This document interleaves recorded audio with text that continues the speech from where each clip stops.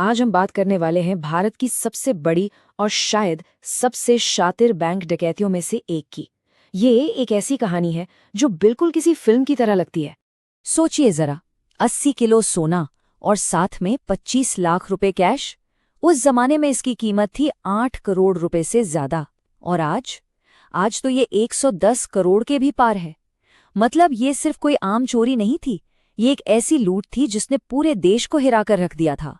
तो सवाल ये उठता है कि कोई ऐसे बैंक को कैसे लूट सकता है जो बाहर से एकदम सही सलामत बंद हो। जब बैंक वाले सुबह काम पर आए तो उन्होंने देखा कि सारे ताले, सारे दरवाजे, सब कुछ वैसा का वैसा ही था जैसा वो छोड़कर गए थे। तो फिर चोर अंदर आए कैसे? यही वो सवाल है जो इस पूरी कहानी की सबसे बड़ी पहेली है। कहानी की शुरुआत होती है एक ऐसे क्राइम सीन से जो पहली नजर में नामुमकिन सा लग रहा था। एक ऐसी खोज जिसने पुलिस वालों के भी होश उड़ा दिए थे। तारीख थी 31 दिसंबर 2007। जगह थी केरल का एक छोटा सा शांत शहर चेलेम्ब्रा। सब कुछ बिल्कुल नॉर्मल था। न्यू ईयर का माहौल था और बैंक के कर्मचारी छुट्टियों के बाद काम पर लौट रहे थे। उन्हें जरा भी अंदाजा नहीं था कि बैंक के अंदर क्या हो चुका है। लेकिन जैसे ही वो अंदर गए, जो उन्होंने देखा वो होश उड़ाने वाला था।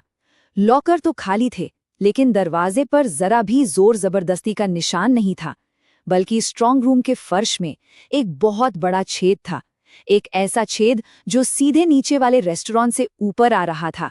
तो सवाल ये है कि आखिर इस कमाल की इतनी हिम्मत वाली डकैती के पीछे था कौन? और यहीं से कहानी का सबसे दिलचस्प हिस्सा शुरू होता है।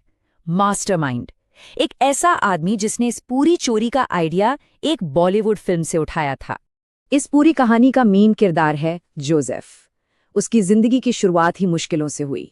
बचपन में अनाथ हो गया, रिश्तेदारों ने उसकी जमीन जायदाद हड़प ली और बस वो छोटे मोटे अपराधों की दुनिया में चला गया। लेकिन जेल में उसकी मुलाकात उन लोगों से हुई जो आगे चलकर उसके सबसे बड़े क्राइम में उसके साथी बने। जोसेफ का ना एक सपना था, एक बहुत ही खतरनाक सपना। वो सिर्फ अमीर नहीं बनना चाहता था, नहीं, वो चाहता था कि वो जिंदगी में एक ऐसी बड़ी डकैती करे कि उसके बाद उसे कभी कुछ चुराने की जरूरत ही ना पड़े। बस एक लास्ट जॉब और फिर सब सेट। यही उसका अल्टीमेट गोल था। जोसेफ सिर्फ एक क्रिमिनल ही नहीं था, वो धोखेबाजी का मास्टर था। सोचिए, वो एक साथ 3 अलग अलग जिंदगियां जी रहा था। अपने गैंग के लिए वो जोसेफ था, अपनी पत्नी के लिए वो एक सीधा साधा पति जेसन था, और चलिम्ब्रा के लोगों के लिए वो था बाबू, एक नया रेस्टोरेंट खोलने वाला बिजनेसमैन। क्या कमाल का कवर था! और इसका आइडिया उसे कहां से मिला? यकीन नहीं होगा, 2004 की सुपरहिट फिल्म धूम से। याद है वो सीन जहां चोर छत में छेद करके चोरी करते हैं?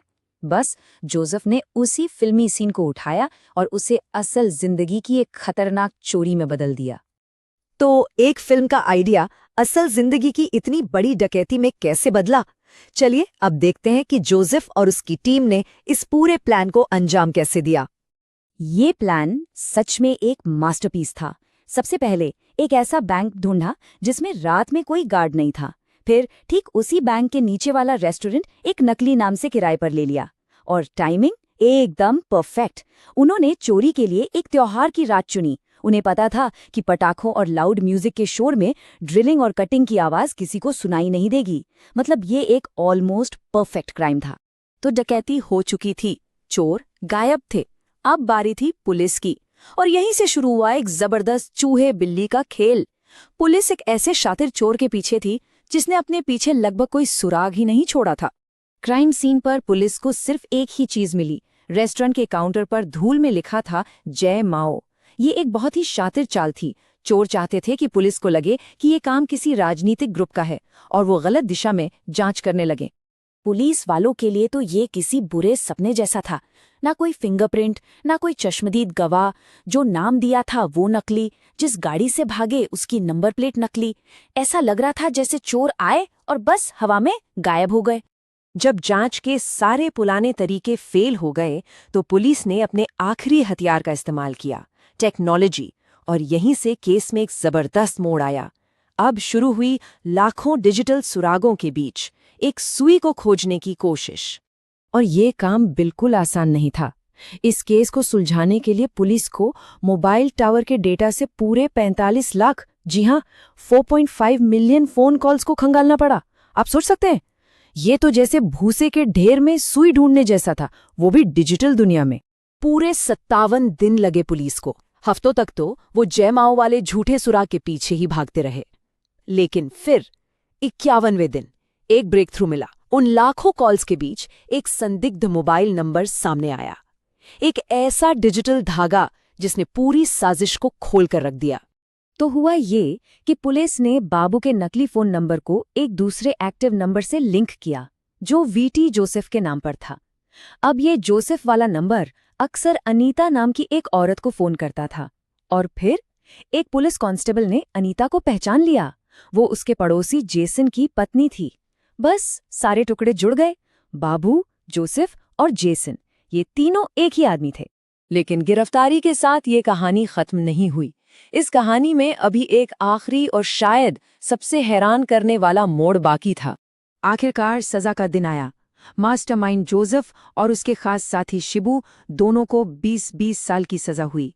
गैंग के बाकी लोगों को भी उनकी भूमिका के हिसाब से सजा मिली। और अब आता है इस कहानी का सबसे बड़ा ट्विस्ट। जोसेफ, वो आदमी जिसने एक आखिरी बड़ी चोरी का सपना देखा था ताकि उसे फिर कभी चोरी ना करनी पड़े, वो जमानत पर बाहर आने के कुछ साल बाद फिर से पकड़ा गया। जानते हैं किस लिए? एक छोटी सी ज्वेलरी की दुकान लूटने के लिए। कहते हैं ना, पुरानी आदतें बड़ी मुश्किल से जाती हैं। और यहीं पर आके एक बड़ा सवाल खड़ा हो जाता है। जोसेफ की ये कहानी हमें क्या बताती है? क्या अपराध की दुनिया को सच में कभी पीछे छोड़ा जा सकता है, या फिर ये एक ऐसा रास्ता है जहां से वापसी मुमकिन नहीं? ये एक ऐसा सवाल है जिसका जवाब शायद किसी के पास नहीं है।